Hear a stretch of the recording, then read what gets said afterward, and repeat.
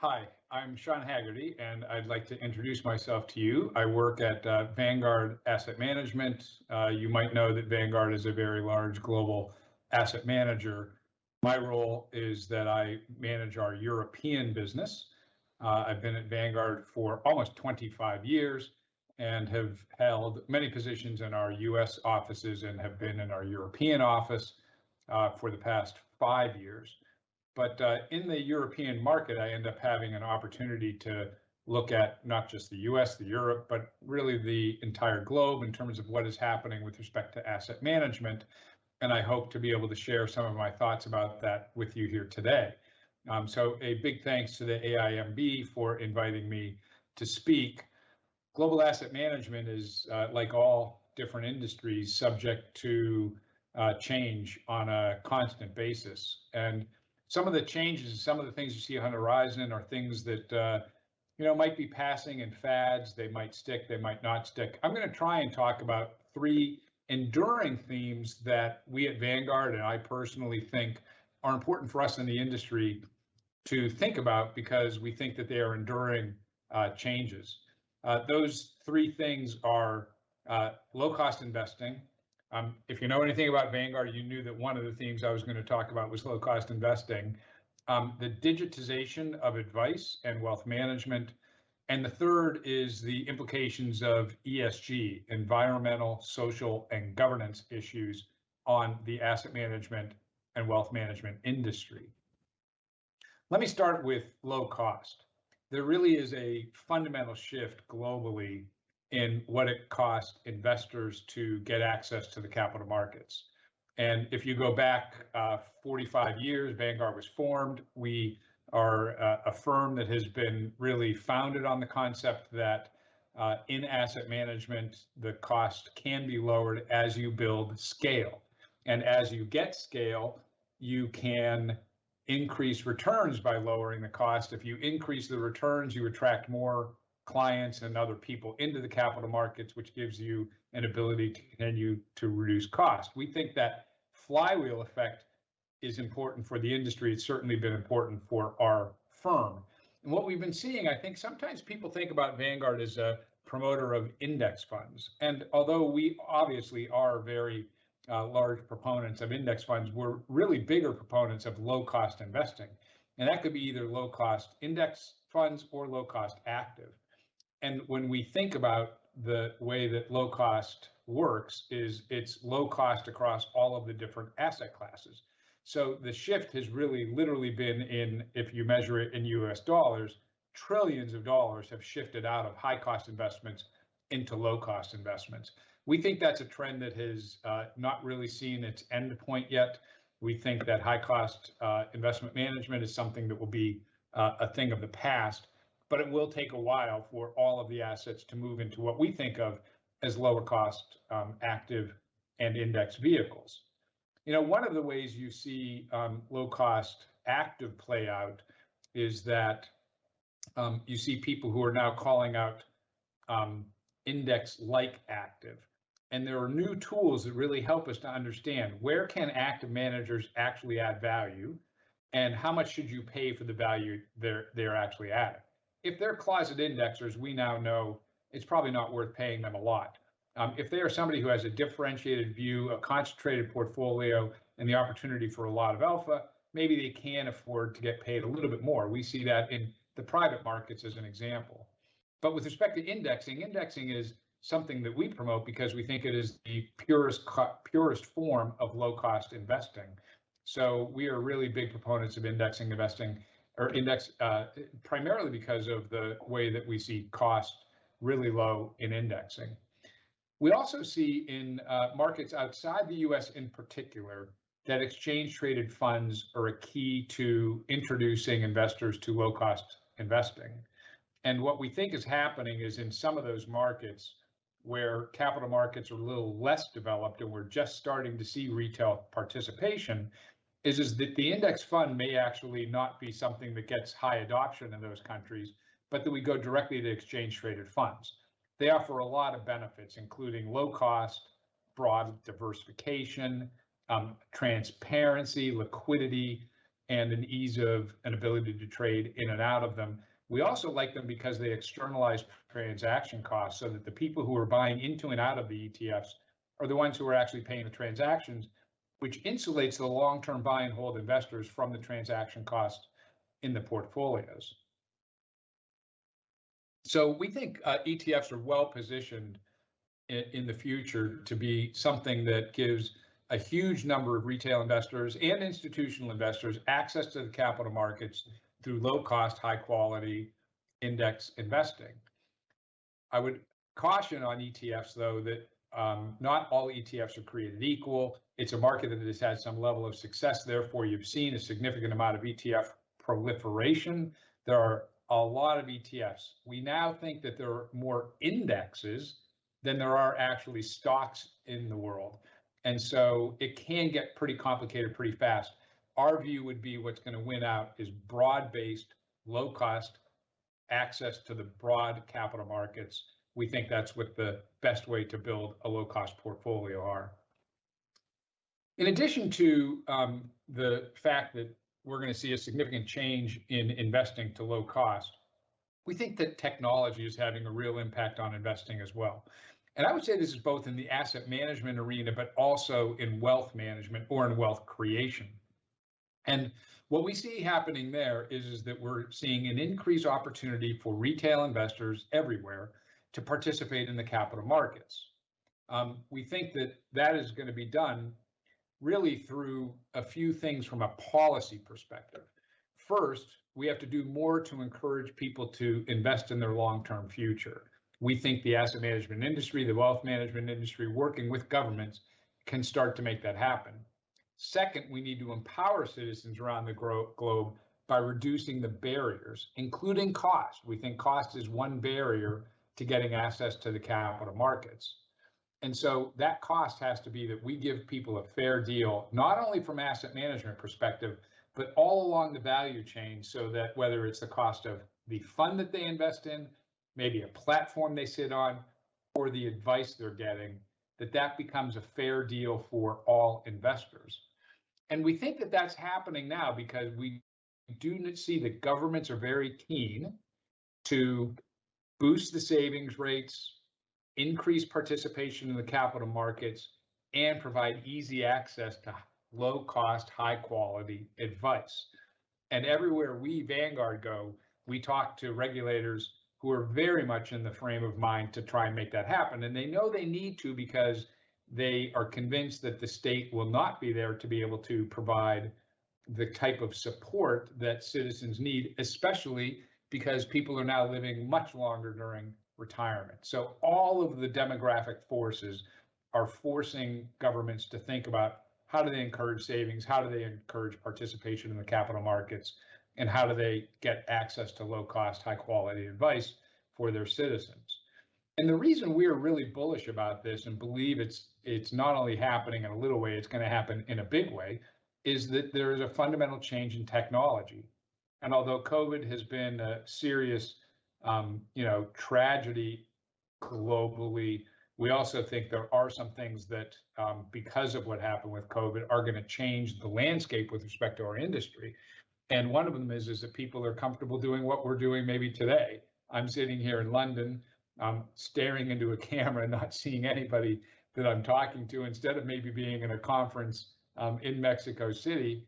And we can do that through the power of technology. And what's going to happen there is because people are more comfortable with digitization, individual investors and others are, because we have an opportunity to maybe make connections with people over video rather than having to do it face to face. And I think even more importantly, many of the tasks that are necessary to help an investor to build a portfolio and then to monitor that portfolio and receive ongoing advice, many of those tasks can be automated. And just 10 years ago, our view would have been it's going to be really hard to do that at a global level. But we are fast believers that because of things like cloud computing and the way that you can now use protocol interfaces, APIs to connect various systems, you can really build best of breed systems cloud enabled, that can give access to investing expertise at a much lower cost than could have happened even 10 years ago. And what that does is it frees up financial advisors. I think this is a really important point here. It frees up financial advisors to be able to focus on those tasks that are uniquely human. So they don't have to sit at a spreadsheet all day and do a bunch of calculations and rebalances and tax optimizations or maybe projections of income. What they can do is they can focus on serving the client, on being a behavioral coach to that client. And that allows financial advisors then to probably have more clients per financial advisor, which is why we think we can lower the cost of investing, which of course increases the net return for the investor. We think that's going to create a flywheel that's going to bring more and more people into the capital markets because they're going to be able to afford to get help, even at relatively low asset levels. We think that is not just a little trend. We think that is a mega trend that will take hold over the next 10 to 15 years. So that's two of them. One is we think costs are coming down. Two, we think that advice is going to become more prevalent across the globe, and it's going to be low cost, enabled by really significant advances in technology and adoption of video by consumers.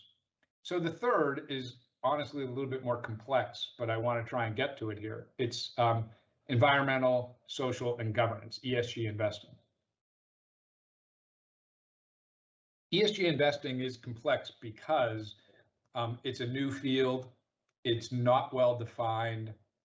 There are governments everywhere trying to define from a taxonomy standpoint what we mean by ESG.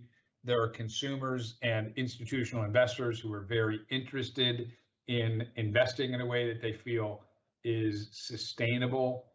And what we at Vanguard see happening is we see it falling into three different buckets. ESG investing, we think, will be owning companies and engaging with them in a meaningful way on ESG issues.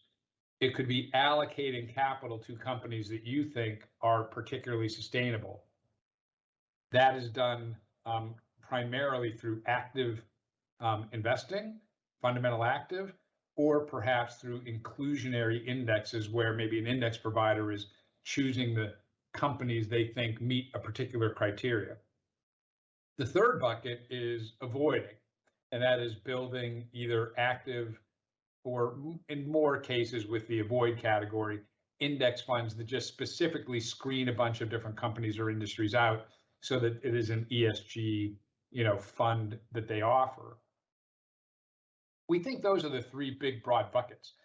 Right now, those broad buckets have a lot of noise in them because what one index provider might define as environmentally okay in a portfolio, another one might define it completely the opposite way. And so it's really confusing right now.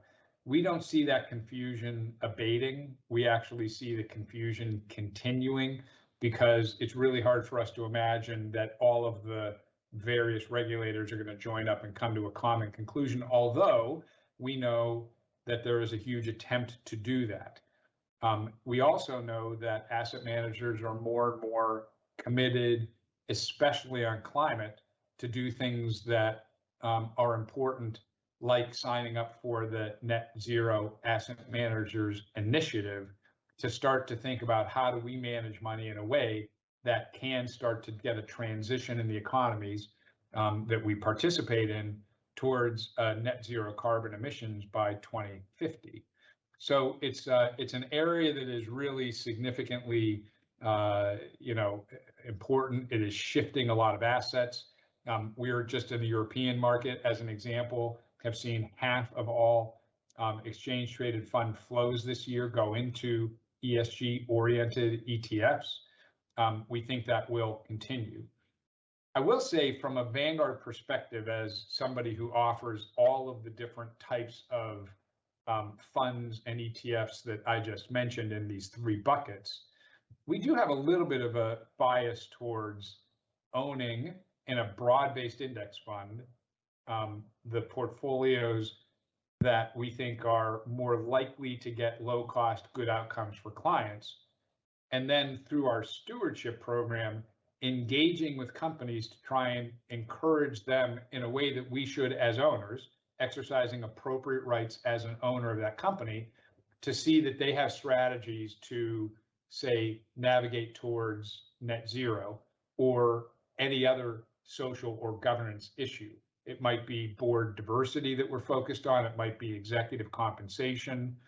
But we think that there is a little bit of a risk that the direction of travel at a regulatory basis is to actually exclude or divest of a security. And we think that that might be good for some people who just say, I just don't want to own that asset.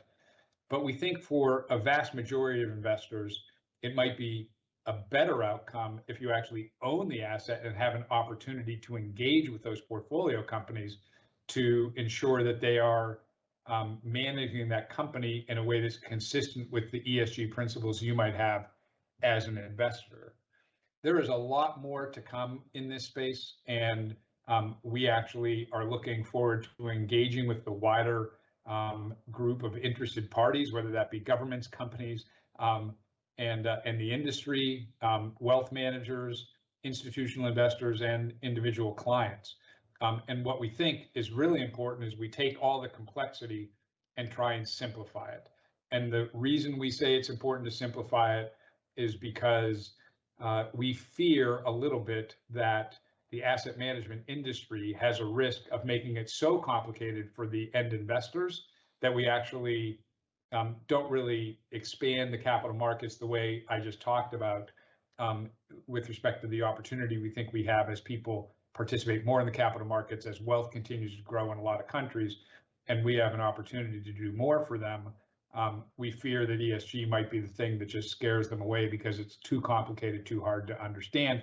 And we also fear that the asset management industry might use it as an opportunity to charge more for the asset management services instead of actually seeing a continued trend towards lower cost. So for us, it's going to be own and engage.